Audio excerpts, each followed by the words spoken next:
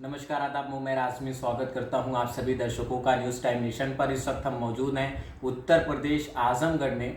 हमारे साथ इस वक्त मौजूद हैं राष्ट्रीय उलमा काउंसिल के राष्ट्रीय प्रवक्ता तलहा रिशादी साहब। उनसे हम आज कुछ खास बातचीत करेंगे। चीन को और भारत को लेकर जो झड़प हुई है खूनी, और उसके बाद जो है कोरोना वायरस का संक्रमण पूरी दुनिया में, और लगातार हमारे भारत में पेट्रोल और डीजल के दाम जो है बढ़ रहे हैं और इस पर काफ़ी सियासत भी हो रही है। बातचीत करेंगे तलहा रिशादी साहब से। स्वागत सर आपका। बहुत बहुत शुक्रिया आपका।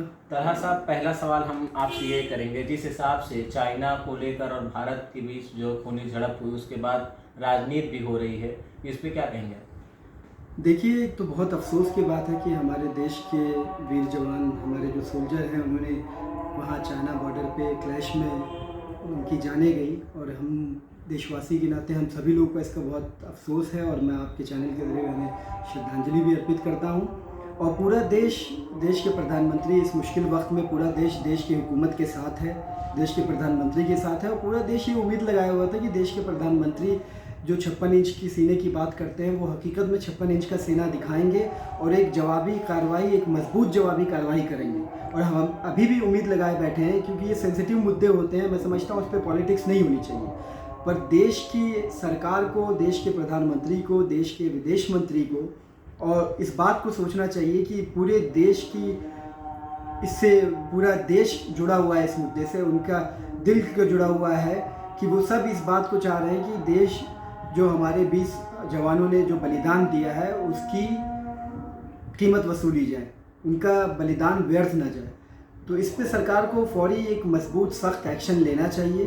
और अगर सरकार नहीं लगती और जो मौजूदा हालात है, जो नज़र आ रहा है, ये फिर बहुत अफसोस की बात है कि हमारी फॉरेन पॉलिसी और फॉरेन डिप्लोमेसी दोनों फेल होती नज़र आ रही है। ये दोनों का फेलियर है कि आज जो पूरा देश चारों तरफ से एक तरह से अपने पड़ोसियों से घिरा हुआ है, जो मौजूदा हालात में भी आप नेपाल को देख रहे हैं, बिहार बॉर्डर पे उसने पानी रोक दिया, भूटान से भी ये बातें आ रही कि उसने भी पानी रोक दिया, चाइना से हमारा क्लैश विद चाइना चल ही रहा है, ये इतना बड़ा मुद्दा हो ही गया। पाकिस्तान तो हमारा दुश्मन है ही है, खुला दुश्मन है, वो कभी नहीं चाहेगा हमारी मजबूती। तो उस वक्त पे कि जब पूरे संसार में, पूरी दुनिया में भारत इस बात का एक संदेश दे रहा था कि भारत एक नए सुपर पावर की तरह इमर्ज कर रहा है, एक नए सुपर पावर की तरह खड़ा हो रहा है दुनिया के सामने, उस वक्त अगर हम अपने पड़ोसियों से हमारे ताल्लुकात, हमारे संबंध, हमारी डिप्लोमेसी इतनी ख़राब हो जाएगी कि कोई भी पड़ोसी हमारे साथ खड़ा हुआ नज़र नहीं आएगा। तो ये देश की फॉरेन पॉलिसी और देश की डिप्लोमेसी के लिए बहुत ही अफसोस की बात है और ये बहुत ही ज़्यादा चिंताजनक और निंदाजनक दोनों है। दूसरी बात यह है कि टिकटॉक समेत जो है सैकड़ों ऐप जो है भारत में बैन कर दिए गए हैं। 59 ऐप ने सरकार ने घोषणा की है कि बैन कर दिए गए हैं चाइना के। इसको लेकर क्या कहेंगे आप? देखिए, एक कदम है, बाइकॉट चाइना का एक मूवमेंट चल रहा है देश में, उसकी तरफ बढ़ाया गया कदम है, पर ये कोई सार्थक नहीं है।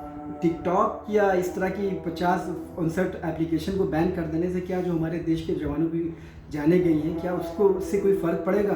तो ये इस तरह की कई लाख एप्लीकेशन में से आप कुछ गिनी चुनी एप्लीकेशन बैन कर देते हैं। मैं नहीं समझता कि ये बस ये एक है कि डिजिटल, इसको लोग कह रहे हैं डिजिटल सर्जिकल स्ट्राइक। ये सर्जिकल स्ट्राइक मैं ऐसे नहीं समझता। ये बहुत देर में एक बहुत ही खोखला कदम है, बहुत ही खोखला कदम है। हम सरकार से एक बड़े मजबूत कदम की उम्मीद करते हैं। दूसरी चीज़ ये, तलहा रिशादी साहब, हम आपसे जानना चाहेंगे, देश भर में चाहे वो आजमगढ़ हो, जौनपुर हो, कांग्रेस पार्टी के कार्यकर्ता इन दिनों धरना प्रदर्शन कर रहे हैं सरकार के खिलाफ और बढ़ती महंगाई के खिलाफ, जो है डीजल पेट्रोल के बढ़ते दामों के खिलाफ। तो क्या लगता है कि डीजल पेट्रोल के दाम आज आसमान छू रहे हैं? देखिए, जो हालात इस वक्त देश के, और जिस तरह से पिछले 20 दिनों से लगातार पेट्रोल और डीजल के दामों में वृद्धि हो रही है, और देश के कुछ राज्यों में तो यह हाल हो गया है कि देश की आज़ादी से लेकर अब तक पहली बार डीजल के दाम पेट्रोल से ऊपर चले गए हैं। तो मोदी जी कीर्तिमान नए नए रिकॉर्ड बनाने में बिलीव करते हैं। उन्होंने एक नया रिकॉर्ड और बना दिया, ये भी मैं उसकी मुबारकबाद देता हूँ भारतीय जनता पार्टी को।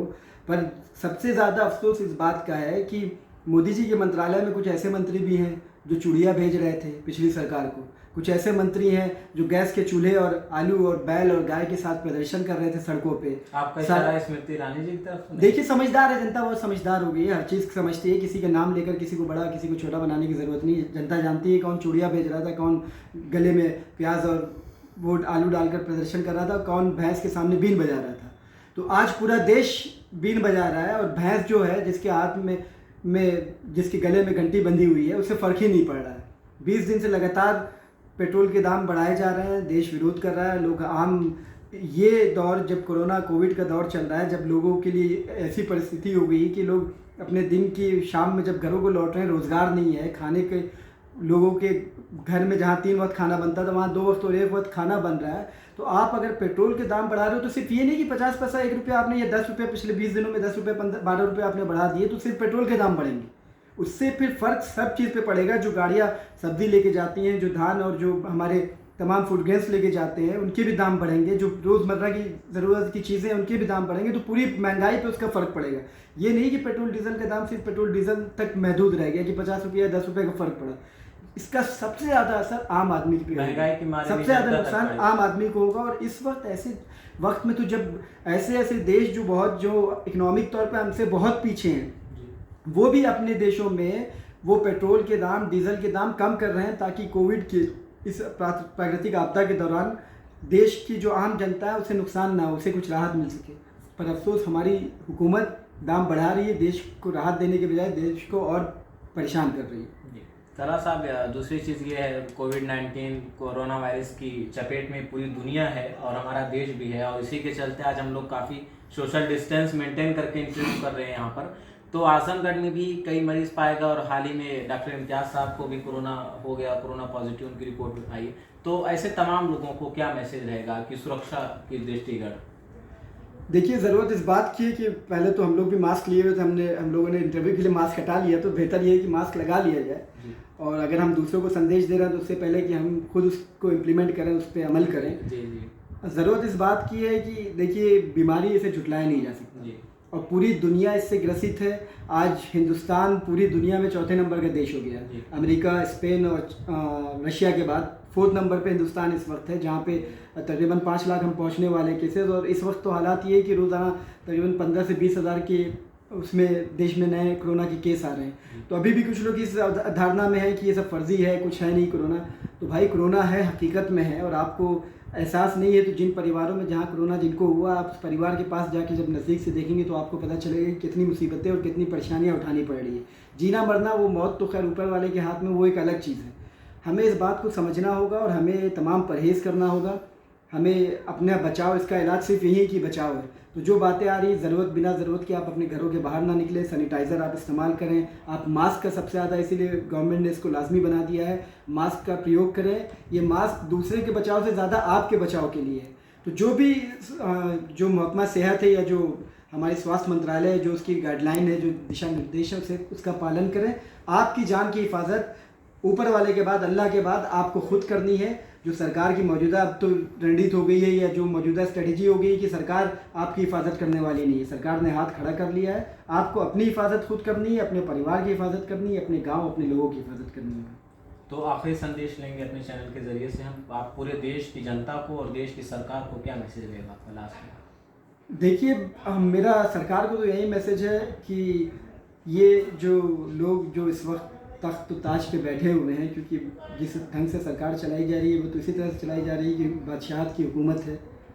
तो जो लोग तख्त ताज पे बैठे हुए हैं, जो सत्ताधीन है, जो सत्ताधारी हैं, वो ये जान लें कि ये ताज, ये तख्त और ये बादशाहत हमेशा नहीं रहेगी। वक्त का पहिया बदलता है, पहिया घूम रहा है, धीरे धीरे घूम रहा है। हो सकता है कुछ जाम भी हो गया हो, थोड़ा सा रुक भी गया हो, पर पहिया घूमेगा, क्योंकि पहिए का काम है घूमना।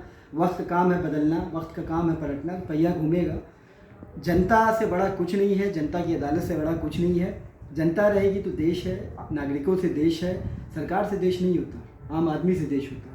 तो अगर आप आम आदमी के लिए नहीं कुछ कर सकते, अगर आप अपने देशवासियों के लिए नहीं कर सकते, आप अपनी अगर प्रजा ही समझते हैं, तो अगर कोई राजा अपनी प्रजा के लिए कुछ नहीं कर रहा है तो राजा राजा कहलाने लायक नहीं है। आज नहीं कल जनता इस बात को महसूस करेगी और आपको फिर उसके जनता अंजाम भी भुगताएगी। अभी तो आप जो चाहें वो कर लें। वक्त के रहते अगर आप समझ जाते हैं तो जनता आपके हित में, देश के हित में, जनता के हित में ही रहेगा। दूसरी बात, मेरी जनता से यही निवेदन है कि आवाज़ उठाएं, आवाज़ उठाएं। अगर आप ज़िंदा हैं तो ज़िंदा होने का सबूत दें। देश सर्वोपरि है। यहाँ पे भी देश की जनता को भी समझना पड़ेगा कि सरकारें, कोई नेता, कोई लीडर, कोई सरकार, कोई सोच, कोई आइडियोलॉजी, ये वक्त के साथ बदल जाएगी, पर देश स्थायी है, भारत स्थायी है। देश को रहना है, हमें देश को सर्वोपरि रखते हुए आगे बढ़ना। अगर महंगाई हो रही है तो इससे देश का नुकसान हो रहा है, इकोनॉमिक ड्रॉबैक हो रहा है, अगर हमारी अर्थव्यवस्था गिर रही है तो उससे देश को नुकसान हो रहा है। अगर चीन के बॉर्डर पे अगर कहीं हमारे जो जवान हैं उनकी कुर्बानी हो रही है तो उससे देश की बदनामी हो रही है। वो देश का जवान था, वो किसी सिर्फ बिहार रेजिमेंट का जवान नहीं था। जब उसने भर्ती ली आर्मी में, अभी अफसोस की बात यह है कि हमारे प्रधानमंत्री जी बिहार का चुनाव देखते हुए कह रहे हैं कि बिहार रेजिमेंट, बिहार के लोगों को मुबारकबाद। बिहार का नहीं, वो जो वहाँ पे बॉर्डर पे खड़ा था, मैं उसे जानता भी नहीं, पर मुझे लगता है वो मेरा भाई था, जो सोल्जर, जो जवान जिसने जान दी। तो देश का एक एक फर्द इस चीज़ को महसूस कर रहा है कि वो जवान हमारा भाई था, हमारा बेटा था, हमारा बड़ा था। तो उससे वो किसी एक प्रदेश का, किसी एक क्षेत्र का निवासी नहीं था, वो भारतीय था और भारत के लिए उसने जान दी। तो भारत को बचाने की ज़रूरत है और इस वक्त ये बात जनता को भी समझना होगा, ये बात शासकों को भी समझना। बहुत बहुत शुक्रिया। ये थे राष्ट्रीय उलमा काउंसिल के राष्ट्रीय प्रवक्ता तलहा रिशादी साहब, जिनसे हमारी खास वार्ता हो रही थी। और जिस हिसाब से लगातार कोरोना वायरस का संक्रमण है दुनिया में और देश में फैल रहा है, और लगातार प्रधानमंत्री भी अपने राष्ट्र संबोधन में कह रहे हैं कि भारत को आत्मनिर्भर होना पड़ेगा, लंबी लड़ाई है, हमको लड़ना होगा। सभी 125 करोड़ देशवासियों से अनुरोध है कि सब लोग मिलकर इस लड़ाई को लड़ें, तभी हमारा भारत विजयी प्राप्त करेगा। तब तक के लिए आप देखते रहिए न्यूज़ टाइम नेशन में। उमैर आज़मी यहीं पर आप सभी दर्शकों से विदा लेता हूं। मुलाकात होगी अगली एक स्पेशल रिपोर्ट के साथ। कैमरामैन माज अहमद के साथ Umair Azmi, news time nation, Azamgarh.